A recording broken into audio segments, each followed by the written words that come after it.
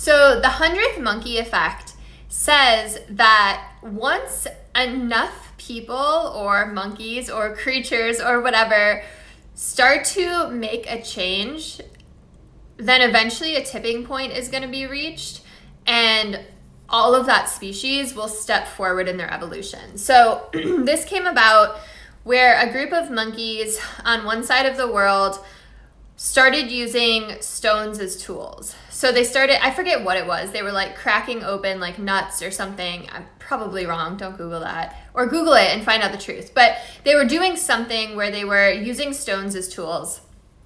And after a while, like it started with one monkey and then more and more monkeys started doing it. And then something cool happened.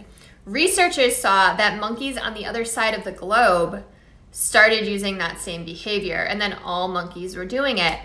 Drunvalo Melchizedek, who wrote The Ancient Secret of the Flower of Life, talks about how there is a grid around our planet, and each species has their own grid, and we're all connected through that grid. So humans have their own grid.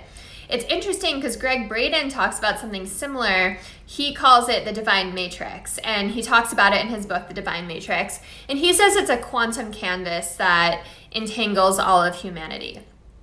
Whatever it is, once enough people make a step into the same direction, everyone else is going to follow suit. So let's apply that to humanity.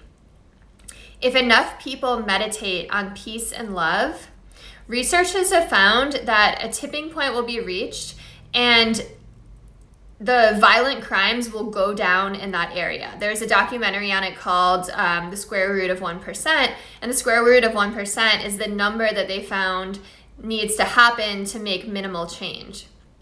So we have like 8 billion, a little over 8 billion people in the world. The square root of 1% of 8 billion is less than 9,000 people, okay?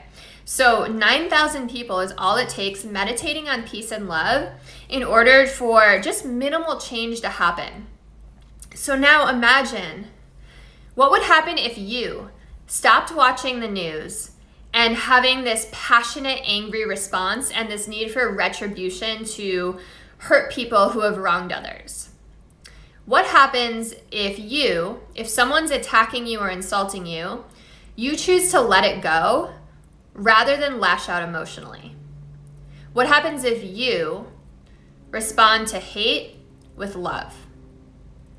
Okay? All it takes is one person to start a revolution. My name is Chris Ashley. Follow me for more. My book is coming out.